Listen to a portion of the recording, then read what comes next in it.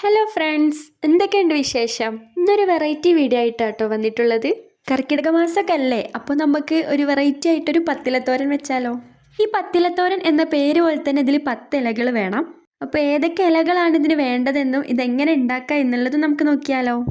അപ്പോൾ ഇതിനായിട്ട് ഫസ്റ്റ് എടുക്കുന്നത് മത്തൻ്റെ ഇലയാണ് കേട്ടോ. 10 ഇലകളുള്ളതിനെ കൊണ്ട് എല്ലാതും കുറച്ച് കുറച്ചായിട്ട് എടുത്താൽ മതി. അപ്പോൾ ഫസ്റ്റ് മത്തൻ്റെ ഇലയാണ് എടുക്കുന്നത്. പിന്നെ നമുക്ക് തക്കാളിയുടെ ഇല എടുക്കാം. ഇതിപ്പോൾ ഇളയ തണ്ടാണ് എടുത്തിട്ടുള്ളത്. പിന്നെ കുമ്പളങ്ങൻ്റെ ഇലയാണ്, ഇതും ഇളയ തണ്ടാണ് എടുത്തിട്ടുള്ളത്. ഇനി വേണ്ടത് ചീരൻ്റെ ഇലയാണ്. ഇതിപ്പോൾ ഞാനിതും ഇളയ തണ്ടാണ് എടുത്തിട്ടുള്ളത്. കുറച്ച് കുറച്ച് എടുത്താൽ മതിയാവും. ഇനി ഇതിന് വേണ്ടത് ഉപ്പേരിച്ചേമ്പിൻ്റെ ഇലയാണ്. ഇതിൻ്റെ തണ്ടില്ലേ, അതിൻ്റെ നാര് നമ്മൾ എടുത്ത് കളയണം.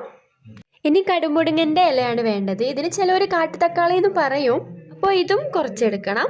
ഇനി അടുത്ത വേണ്ട ഇംഗ്ലീഷ് ചീരൻ്റെ ഇലയാണ്. ഇതിൻ്റെ ഇലകൾ മാത്രം ഇതൊന്ന് എടുക്കണം. പിന്നെ ഇളയ തണ്ടാണെങ്കിൽ അതെടുത്താലും കുഴപ്പമില്ല. ഇനി ഇതിൽ വേണ്ടത് ചൊറിയൻ്റെ ഇലയാണ്. ഇതിന് കൂവത്തൊടിച്ചി എന്ന് പേരുണ്ട്. അപ്പോൾ ഇതിൻ്റെയും ഇലകൾ എടുക്കാം. അടുത്തത് ചായാമൻസയാണ്. ഇതിൻ്റെതും ഇളയ ഇലകൾ നോക്കിയെടുക്കണം.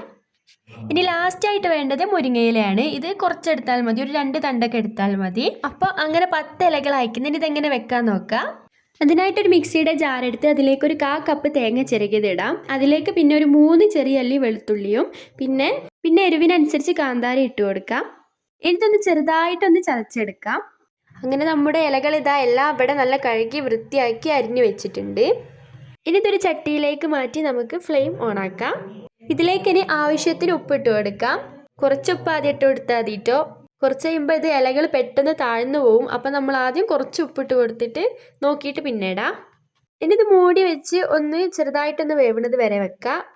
ഇതിപ്പോൾ ഇതാ 3-4 മിനിറ്റ് കഴിഞ്ഞ് തുറന്ന് നോക്കിയിട്ടുണ്ട്. ഇതേപോലെ ഇതാ ഇലകളൊക്കെ വെന്ത് വന്നപ്പോൾ ചെറുതായിട്ട് കണ്ടില്ലേ താഴ്ന്നു പോയിക്കുന്നു. അപ്പോൾ ഇനി ഇതിലേക്ക് നമുക്ക് ചെറുതായിട്ട് അരച്ച് വെച്ച നേരത്തെ തേങ്ങയും കാന്താരിയും വെളുത്തുള്ളിയില്ലേ, അതൊക്കെ ചതച്ചത് എന്താക്കുക ഇതിലേക്ക് ഇട്ട് കൊടുക്കാം. പിന്നെ അതിലേക്ക് 1 ടേബിൾ സ്പൂൺ വെളിച്ചെണ്ണ ഒഴിച്ചു കൊടുക്കാം. ഇനി ഇത് നല്ല പോലെ ഒന്ന് ഇളക്കിയെടുക്കാം. എന്നിട്ടിത് മൂടി വെച്ചിട്ട് ഒരു 3 മിനിറ്റ് പിന്നെ വേവിച്ചെടുക്കാം. അങ്ങനെ ഇതാ നമ്മുടെ ഉപ്പേരിയൊക്കെ നല്ല പോലെ വെന്ത് വന്നിരിക്കുന്നു. നിങ്ങൾക്കിത് എന്തായാലും നല്ല ഇഷ്ടപ്പെടും. നിങ്ങൾ എന്തായാലും ഇതൊന്ന് ട്രൈ ചെയ്ത് നോക്കണം. കർക്കിടക മാസത്തിലൊക്കെ കഴിക്കാൻ പറ്റിയ നല്ലൊരു റെസിപ്പിയാണിത്. അതേപോലെ തന്നെ നല്ല രുചിയാണിത് കഴിക്കാനായിട്ട്. അപ്പോൾ ഇത്രയുള്ള വീഡിയോ ഇഷ്ടമായെങ്കിൽ ലൈക്ക്, ഷെയർ, സബ്സ്ക്രൈബ് ചെയ്യണേ. പുതിയൊരു വീഡിയോ ആയിട്ട് വീണ്ടും കാണുന്നത് വരെ ബൈ.